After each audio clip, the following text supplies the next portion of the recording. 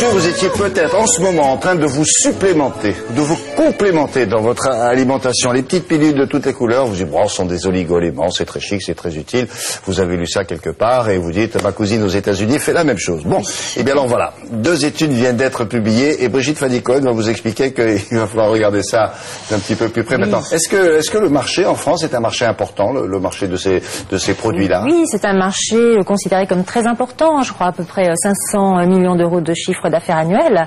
Oui, c'est vraiment un marché en pleine expansion. Mais effectivement, vous l'avez dit, 2 études qui viennent d'être publiées aux États-Unis jettent un petit peu le discrédit sur les compléments alimentaires, c'est-à-dire les vitamines et d'autres produits qui, pour la plupart d'entre eux, sont antioxydants, c'est-à-dire ils sont censés lutter contre l'oxydation, c'est-à-dire lutter contre certains mécanismes de vieillissement de nos cellules, donc contre certaines maladies. Ça, c'est la théorie, mais en pratique, ces 2 études n'ont pas retrouvé ces vertus théoriques des compléments alimentaires. Alors la première étude a été menée sur 38 000 femmes suivies depuis 1986 et on ne trouve pas les bénéfices escomptés sur la santé des compléments alimentaires et pire, on retrouve même une mortalité légèrement augmentée chez les consommatrices de compléments alimentaires. Grosse consommatrice quand même alors à ce moment-là, non? Chez les consommateurs. Alors en revanche, effectivement, pour les hommes. C'est ce que vous dites parce que moralité, c'est ça, non seulement ça sert à rien, mais ça peut être nocif. Vous vous rendez compte? Effectivement, ces femmes qui prenaient des compléments qui étaient sous forme de multivitamines, vous savez, ces gélules qui renferment plein de vitamines, minéraux, oligo-éléments,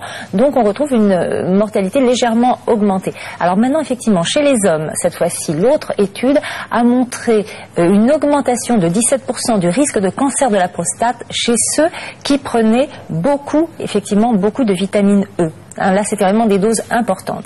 Alors finalement, ces résultats ne sont pas complètement des surprises, puisqu'il y a eu déjà d'autres études qui ont montré des risques un petit peu similaires. Donc, quels sont ces risques? Pourquoi finalement ces compléments alimentaires censés nous faire du bien ne nous font pas toujours ce bien escompté? Réponse en images.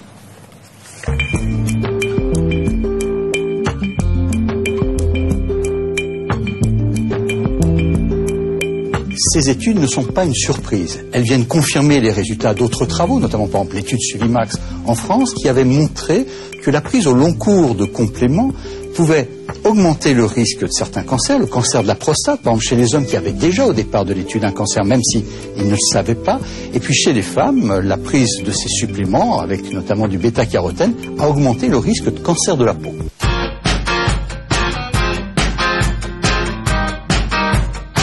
Les compléments alimentaires, d'une façon générale, sélectionnent que quelques molécules, certaines vitamines, les oméga 3, pris isolément. Or, ceci n'est pas efficace car ça vient déséquilibrer l'absorption d'autres nutriments apportés par l'alimentation.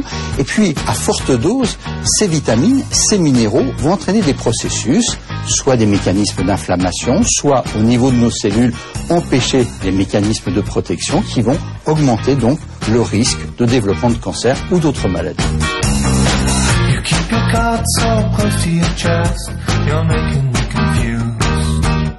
Alors, il n'y a strictement aucun argument scientifique qui justifie une autosupplémentation en complément alimentaire. Il y a des indications médicales, mais en dehors de cela, il n'y a pas de raison, ça n'est pas utile et ça peut être dangereux, particulièrement chez certains sujets.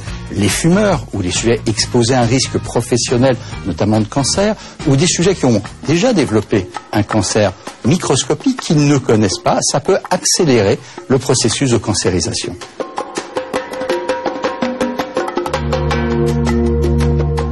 Il y a bien sûr des indications dans lesquelles une prescription médicale est utile pour les compléments alimentaires. C'est le cas par exemple de la vitamine D chez l'enfant pour la prévention du rachitisme, chez l'adolescent, la femme enceinte ou chez le sujet âgé. C'est le cas également par exemple de l'acide folique, la vitamine B9 en cas de désir de grossesse pour réduire le risque de malformation congénitale. Mais en dehors de quelques indications qui sont de l'ordre de la prescription médicale, c'est surtout au travers de l'alimentation qu'on doit tous chercher à avoir des apports équilibrés et diversifiés qui permettent d'apporter suffisamment de vitamines, de minéraux, d'acides gras et de tous les nutriments utiles à la santé. Bon, alors, maintenant la parole est aux fabricants de ces produits-là. Je suppose qu'ils vont se défendre en demandant d'autres études, je sais pas. Et ceux qui mettent les agences de mise sur le marché des produits comme alors, ça. Alors ce ne sont pas des médicaments, oui. Ce n'est pas la même réglementation que les médicaments. Alors, on peut faire ce qu'on veut. pas complètement. On est quand même obligé, en mettant sur le marché des compléments alimentaires, on est obligé de prouver qu'ils ne sont pas toxiques.